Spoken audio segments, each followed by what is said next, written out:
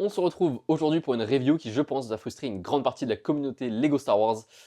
C'est parti. Car en effet, aujourd'hui, on va parler du casque de Sauron, le set Icons Seigneur des Anneaux numéro 11373, sorti le 1er mars 2026 pour 75 €, qui contient 538 pièces et grande nouveauté pour la gamme des casques, une figurine. Et qui plus est, pas n'importe quelle figurine, hein, celle de Sauron, qui était auparavant exclusive à Barad-dûr, un set qui coûte quand même 450 €, ce qui la rendait très difficilement accessible. Et pour ces raisons, ce set hype pas mal de monde et donc il est attendu très au tournant. D'ailleurs, il est déjà en réapprovisionnement sur le Lego Shop en ligne. Et perso, j'espère être convaincu car c'est le tout premier casque que j'achète et je ne pense pas être le seul dans ce cas-là. Donc il est l'heure de découvrir s'il est à la hauteur de nos attentes ou si la subline des casques chez le Seigneur des Anneaux va faire un pétard mouillé. C'est parti. En ouvrant la boîte, 6 sachets et bonne nouvelle, pas de planche de stickers. Bon, en même temps, il n'y a pas non plus de pièces imprimées hormis la plaque, donc bon. Pour la construction, je vais passer vite, il y a assez peu de choses notables. En gros, les deux techniques utilisées sont le snot et l'éclipse. Je vous montre quelques plans de comment le set est monté, mais c'est assez basique, surtout pour un casque, car on sait que généralement les casques utilisent des techniques complexes, notamment celui du pilote d'AT-AT récemment, qui était très complexe à construire. Mais là, rien de tout ça, c'est très simple, et donc la construction est agréable et rapide. C'est vraiment l'affaire d'une heure au maximum. Et pour finir, voici la pièce qui permet d'attacher au tronc tous les différents panneaux. C'est un petit clip qui va permettre d'accrocher l'ensemble. Donc, comme vous pouvez le voir, une technique assez simple qui est utilisée maintes et maintes fois durant la construction. Donc voilà pour cette petite partie technique, il n'y avait pas non plus grand chose à dire. Et franchement, le casque, il est plutôt pas mal. Il y a bien sûr deux trois choses à redire et on va y venir, mais d'abord le positif. Déjà, la forme du casque est bien respectée, les joues sont vraiment très belles et bien détaillées, je trouve. Et justement, la forme des joues permet de créer, lorsqu'elles se referment, sur la tige centrale du casque, les fentes des narines. C'est simple, mais efficace. Pareil, les trous des yeux sont astucieusement formés par des pièces incurvées pour former une amande en diagonale. En fait, globalement, de face, je le trouve vraiment quasi parfait et assez intimidant, et du coup, ça marche très bien pour Sauron, qui est quand même censé être le mal incarné. La seule chose un petit peu dommage, c'est qu'il n'y a pas de charnière au bas du casque, ce qui crée quelques gaps pas forcément très fidèles, mais ce n'est pas non plus gravissime. Je trouve les côtés et l'arrière un peu moins bien finis, mais en même temps, ce n'est clairement pas la partie du casque qu'on regarde la plupart du temps, et du coup, ça fait le job. Par contre, le dessus est très fidèle et très bien réalisé, surtout que c'était assez dur à reproduire, je trouve, donc là, j'ai absolument rien à dire. Et la dernière chose dont il faut parler, ce sont bien sûr les pics du casque. Chose vraiment marrante, c'est qu'on retrouve à l'arrière une pièce qui était également dans le petit speeder du Battle Pack des droïdes assassins que j'ai eu quand j'étais petit, et en plus, j'ai toujours bien aimé cette pièce, donc ça m'a fait plaisir de la retrouver. Bref, les pics sont globalement très bien, mais il y a quand même, je trouve, un problème de proportion pour les deux plus grands sur les côtés. Je les trouve, tout simplement un poil trop grands. Je vous montre la version modifiée que j'avais trouvée sur YouTube avec deux studs en moins, et perso, je la trouve mieux comme ça, car sinon, le casque fait un petit peu petit par rapport à ces deux longs pics. Ce que je trouve en revanche très dommage, c'est le fait que le set soit monochrome. Il aurait mérité d'être un mix de dark bluish grey, donc la couleur qui est utilisée, et de Dark Pearl Grey, donc par exemple la couleur des Battle Droid B2, ou encore la couleur du casque de la figurine qui est dans ce set. J'avoue que j'ai du mal à voir pourquoi Lego n'a pas fait ça, car ça aurait vraiment apporté des nuances assez intéressantes au rendu du set. C'est pour moi clairement le plus gros défaut du set, surtout que je ne pense pas que la couleur coûte plus cher à produire. Certains pourraient également regretter que l'intérieur du casque soit vide, alors que les pupilles en flamme de Sauron, que l'on retrouve d'ailleurs sur la figurine, auraient pu rendre très bien, et ça aurait pu également empêcher la lumière de passer, ce qui donne l'impression des fois que le casque est vide. Mais perso, moi ça me dérange pas vraiment, après tout c'est un casque et non pas un buste. Et par exemple, dans la gamme Lego Star Wars, sur les casques par exemple du pilote de X-Wing, il n'était pas rempli avec une tête de Luke Skywalker ou je sais pas quoi. Donc je ne juge pas que ce soit forcément nécessaire d'avoir une tête pour remplir, même si effectivement ça aurait pu être plutôt cool d'avoir les yeux rouges de Sauron qui transparaissaient à travers les pupilles. Donc pour finir sur le casque, j'ai envie de dire que l'absence de Dark Pearl Grey et également les pics un peu trop longs, même si du coup là c'est la version modifiée, eh bien je trouve que ça nuit vraiment à la qualité du set et c'est vraiment très dommage comme problème. C'est pas juste des petits problèmes, c'est vraiment des problèmes assez conséquents je trouve, notamment au niveau de l'esthétique qui est assez terne au final parce qu'il n'y a qu'une seule couleur.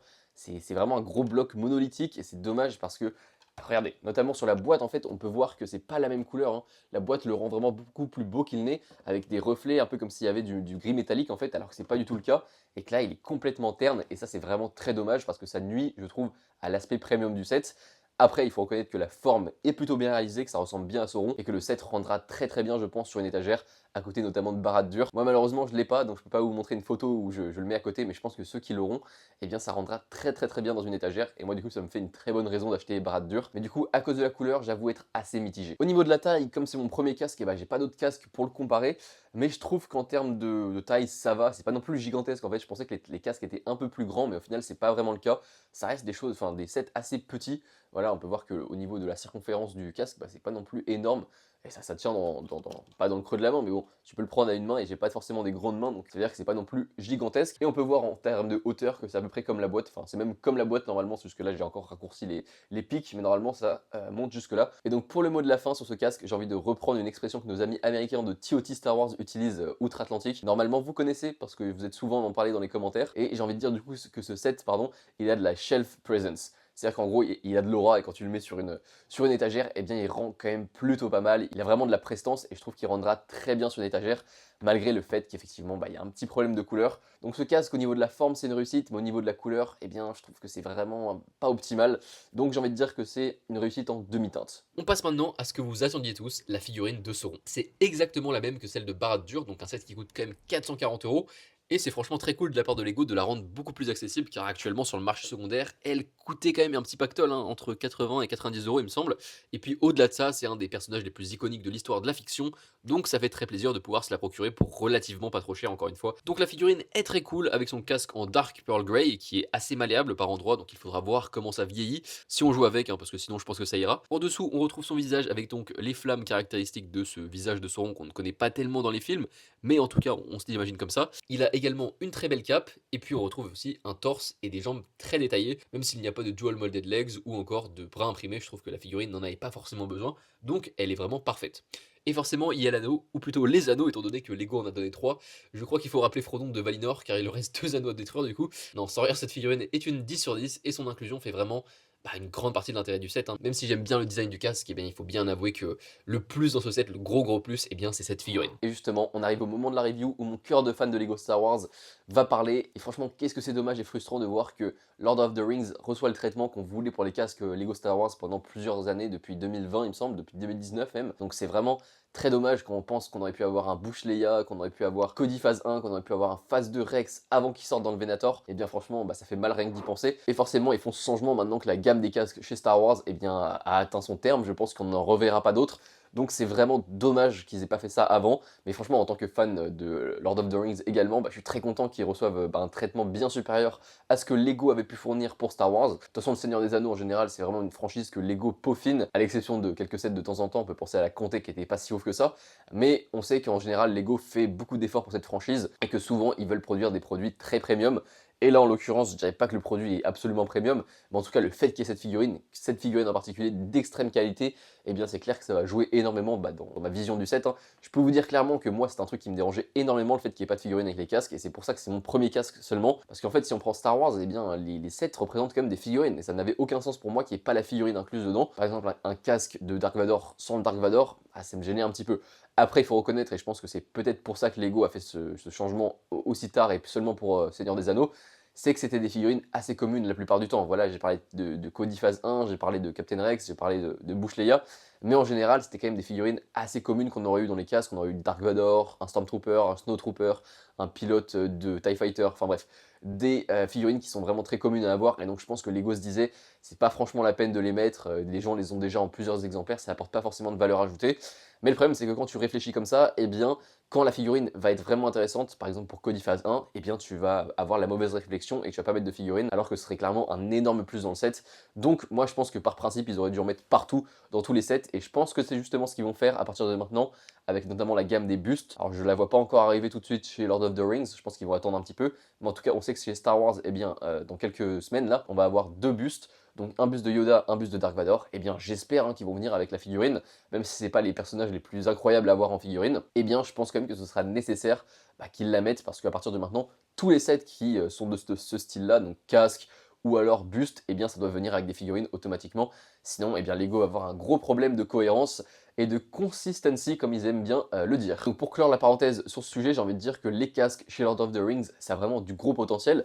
Là on a un casque qui est plutôt pas mal, qui apporte une figurine très cool, et qui est plutôt bien réalisé esthétiquement, même si tout n'est pas parfait. Mais je pense à d'autres casques qui pourraient être vraiment très sympas chez Lord of the Rings. Là j'en ai un en tête, voire deux. Donc d'abord le casque du soldat du Gondor, parce qu'on sait notamment qu'il y aura les soldats du Gondor pardon, dans le Minas Tirith qui va venir, donc ils vont produire la figurine. Et s'ils commencent à mettre les figurines dans les casques, eh bien je pense qu'un casque de soldat du Gondor, ça pourrait être vraiment très stylé. Et encore plus cool, je pense qu'on pourrait avoir un casque du roi des morts, ça serait vraiment très très stylé ça. Et j'ai hâte de voir si Lego le fait un jour, parce que la figurine n'est pas sortie depuis le bateau pirate d'il y a bien 12, 13, 14 ans, je sais plus exactement. Et donc si on conclut sur ce set, on a donc une figurine excellente, très très cool, une 10 sur 10, et un casque qui laisse parfois un petit peu à désirer, mais qui est plutôt sympa de face. Voilà, de face, franchement, l'angle est plutôt très sympa. En fait, comme c'est montré sur la boîte, je trouve que ça rend vraiment très bien.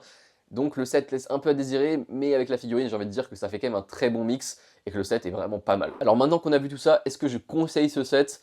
Eh bien oui, franchement je le conseille, vous l'aurez compris, je suis plutôt quand même convaincu par ce set, même s'il y a quelques défauts. Donc je le conseille à plein de types de personnes différentes, hein. Déjà ceux qui comme moi n'avaient pas de casque et qui n'ont pas forcément de set Seigneur des Anneaux et qui veulent commencer à expérimenter d'acheter un casque, eh bien je pense que c'est le moment ou jamais. Là t'as une figurine, t'as quand même un casque qui est plutôt cool. Donc même si t'aimes pas le casque au final, au moins t'auras une figurine assez sympa. Donc je pense que pour ce genre de gens, c'est un bon casque pour se lancer. Moi honnêtement, avant ce set, je pensais faire partie de cette catégorie d'irréductibles gaulois qui ne voulaient pas du tout acheter de set. Mais franchement, il faut quand même dire que lui, ça vaut plutôt le coup. Donc voilà, si vous aimez pas les casques et que vous aimez pas spécialement Lord of the Rings, je pense que c'est pas le casque qui va vous faire changer d'avis parce que le casque n'est pas non plus exceptionnel. Mais en tout cas, maintenant, le fait qu'il y ait une figurine, ça permet d'avoir une petite valeur ajoutée, une grosse valeur ajoutée même, qui est assez agréable et donc ça peut vous faire passer le pas. Mais encore une fois, je pense qu'il vaut mieux être fan de Lord of the Rings. Et du coup, c'est la deuxième catégorie de personnes à laquelle je conseille ce set, j'en faisais également partie. C'est les fans du Seigneur des Anneaux qui n'ont pas forcément la place ni l'argent pour s'acheter les gros sets que Lego sort en général. Il faut rappeler que ça c'est le set le moins cher sorti depuis le reboot de la franchise. Donc clairement, c'est un set qui, si vous n'avez pas beaucoup d'argent, pas beaucoup de place, peut quand même représenter votre passion du Seigneur des Anneaux, et là je vous le conseillerais, surtout qu'il y a la figurine très cool. Encore une fois, ce set, s'il n'y avait pas la figurine, je le conseillerais pas, mais là, avec la figurine de Sauron, je trouve que c'est limite indispensable, si vous ne l'avez pas, si vous n'avez pas Barad-dûr, d'acheter ce set. Et les dernières personnes auxquelles je conseille ce set, ce sont bien sûr les grands fans de Seigneur des Anneaux qui ont absolument tous les sets. Je dirais pas que c'est un indispensable, surtout que vous avez sûrement déjà la figurine de Sauron, mais je pense quand même qu'il peut rendre plutôt bien dans un display. Il n'est pas non plus catastrophique et de face, je pense encore une fois qu'il rendra très bien à côté de Barad-dûr. Pour finir, on peut parler rapidement du prix, 75 €. Je trouve que vu ce qu'on a, étant donné la figurine qu'on reçoit qui coûtait quand même très cher sur le marché secondaire à l'époque, voilà, je pense que ça vaut bien aller 20-25 € comme en valeur en tant que figurine. Donc on peut dire que le casque coûte 50 €, que la figurine coûte 25, et on s'y retrouve plutôt bien, c'est pas non plus catastrophique. Mais voilà, 75 € ça fait quand même un peu cher je trouve. Donc plutôt 70. 70 ça aurait été bien, d'ailleurs aux États-Unis c'est 70 $. Et actuellement l'euro est plus puissant que le dollar, donc on se demande bien des fois pourquoi l'euro a un prix plus cher que le dollar en Lego, c'est assez surprenant. Des fois ça arrive, des fois c'est l'inverse. Donc j'aurais plutôt vu ce set à 70 €, mais bon pour 75 €, vous ne vous faites pas plumer, vous faites pas non plus l'affaire du siècle, mais je trouve que c'est plutôt raisonnable étant donné ce qu'on a. Donc ceux qui sont pas impatients, qui n'ont pas des reviews à faire comme moi, je vous conseille d'attendre et je pense que vous pourrez l'avoir pour un très bon prix. Et là franchement vous ferez une très très bonne affaire et le rapport qualité-prix sera excellent. Donc pour donner une note à ce set, le casque, il est plutôt pas mal, mais il a quand même pas mal de défauts, avec notamment la couleur. Franchement, la couleur, c'est très dérangeant, c'est quelque chose qui est assez dur, une fois qu'on l'a en face, à ignorer. Et à côté de ça, on a une figurine incroyable et un prix raisonnable. Donc j'ai envie de dire que ce set, c'est un 8 sur 10. Et donc 8 sur 10, je trouve que c'est plutôt une bonne note et que c'est un set assez satisfaisant, mais qui n'est pas non plus parfait, il faut être honnête. Cette review touche désormais à sa fin, le set est cool, je vous le conseille. N'hésitez pas à me dire dans les commentaires ce que vous avez pensé de la review, ce que vous pensez du set. On va pouvoir discuter de tout ça, voir si j'ai manqué des choses, si j'ai omis des petits détails. C'est également le but de ces vidéos, c'est pouvoir discuter du set en commentaire, donc j'attends vos retours avec impatience. Moi je vous dis à très bientôt pour une prochaine vidéo, ce sera dimanche ou samedi, avec une vidéo dans laquelle j'interviewe des enfants pour savoir ce qu'ils pensent de la Smart Brick au Lego Store. C'était vraiment super intéressant, et je pense que ça va être une vidéo qui va être très très cool. Donc j'ai vraiment hâte d'être au week-end pour pouvoir vous proposer ça. En attendant, je vous dis à très vite, j'espère que ça vous aura plu, au revoir.